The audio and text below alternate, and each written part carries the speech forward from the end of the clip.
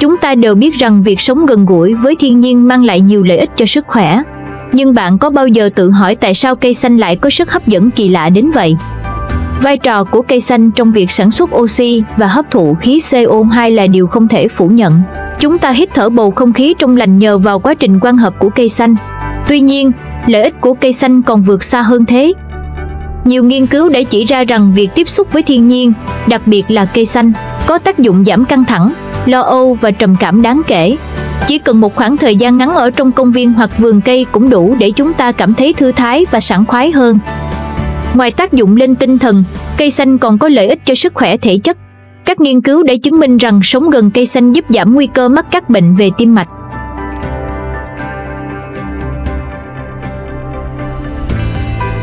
Điều đáng ngạc nhiên là cây xanh còn có khả năng tác động đến hành vi của con người. Nghiên cứu cho thấy rằng những người thường xuyên tiếp xúc với thiên nhiên có xu hướng trở nên tử tế và khoan dung hơn. Thậm chí, việc tăng diện tích cây xanh trong một khu vực còn giúp giảm tỷ lệ tội phạm. Cụ thể, cây xanh có khả năng giảm thiểu tội phạm trong cộng đồng. Theo thống kê, cứ mỗi 10% diện tích có tán cây bao phủ tăng lên, tỷ lệ tội phạm lại giảm, tùy theo từng loại hình. Chẳng hạn, tội phạm bạo hành, ma túy và trộm cắp giảm tới 11,3%, trong khi các cuộc ẩu đả giảm khoảng 10,3%. Vì vậy, dù trong bất kỳ hoàn cảnh nào, việc trồng thêm cây xanh có thể là một biện pháp hiệu quả để tăng cường an ninh và tạo dựng một cộng đồng an toàn hơn. Cây xanh không chỉ nuôi dưỡng môi trường sống mà còn nuôi dưỡng cả tinh thần và đạo đức con người.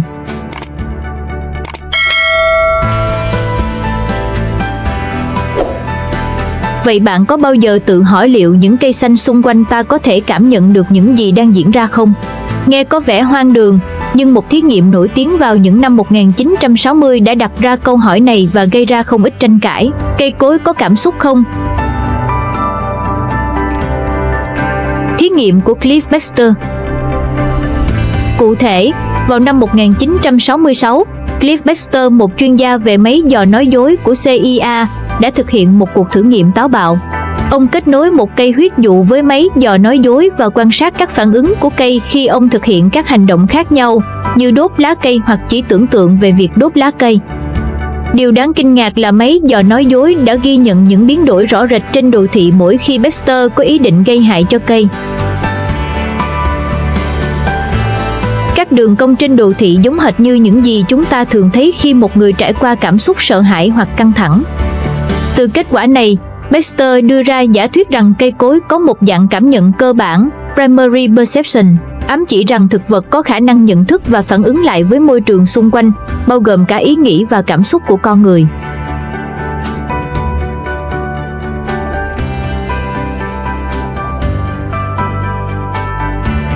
Một phát hiện gây tranh cãi.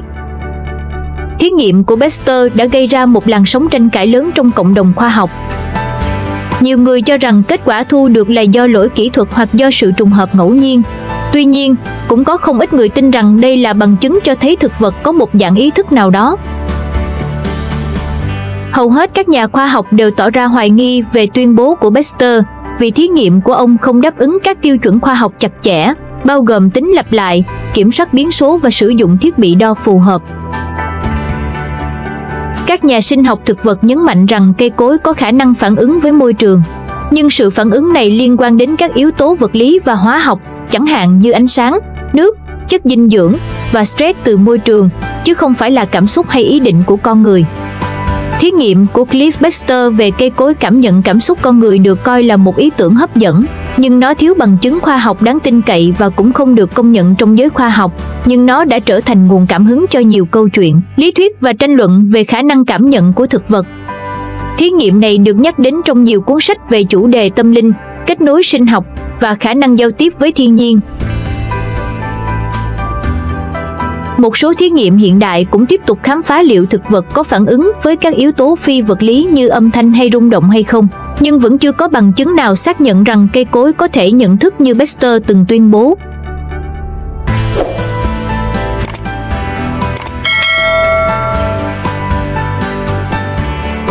Tại sao nó được lan truyền rộng rãi?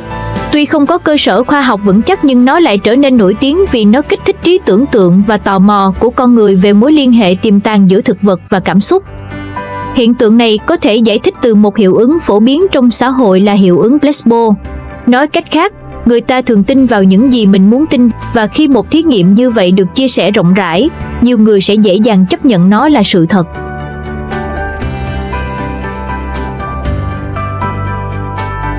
Ngoài ra, thí nghiệm này cung cấp một lời giải thích đơn giản và dễ hiểu cho một hiện tượng phức tạp như sự sống và cái chết. Và trong số người chia sẻ thí nghiệm này với mục đích giáo dục, nhằm nhấn mạnh tầm quan trọng của lời nói và cách chúng ta ứng xử với nhau.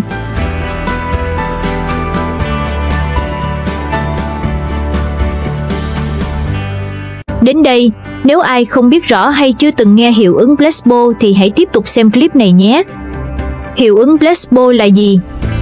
Hiệu ứng placebo hay còn gọi là hiệu ứng giả dược là một hiện tượng tâm lý thú vị. Trong đó, một người trải nghiệm những thay đổi về sức khỏe hoặc tâm lý tích cực sau khi sử dụng một phương pháp điều trị hoặc được cho một loại thuốc mà về mặt y học không có tác dụng trực tiếp, chỉ vì họ tin tưởng rằng nó có tác dụng chữa bệnh. Nói cách khác, hiệu quả của phương pháp điều trị này chủ yếu đến từ niềm tin của người bệnh vào phương pháp đó.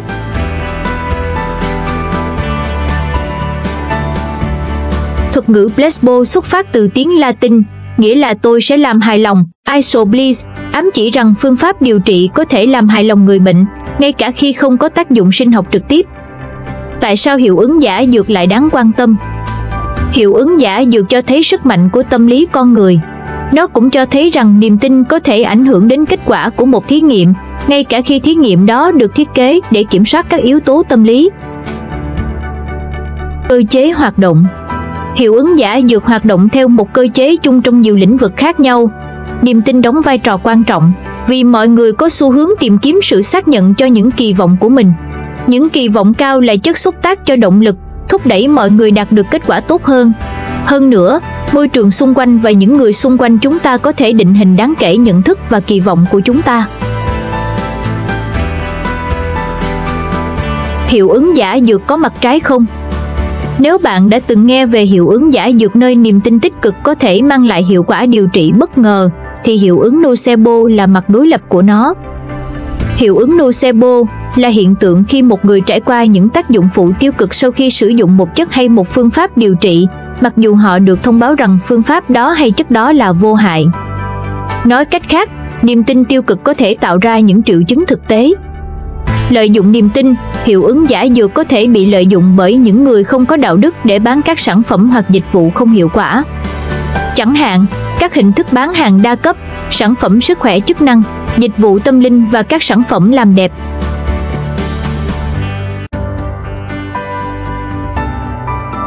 Sau cùng, hiệu ứng giả dược là một hiện tượng tâm lý phức tạp và thú vị. Tuy nhiên, chúng ta cần tỉnh táo và cảnh giác trước những kẻ lợi dụng hiệu ứng này để trục lợi.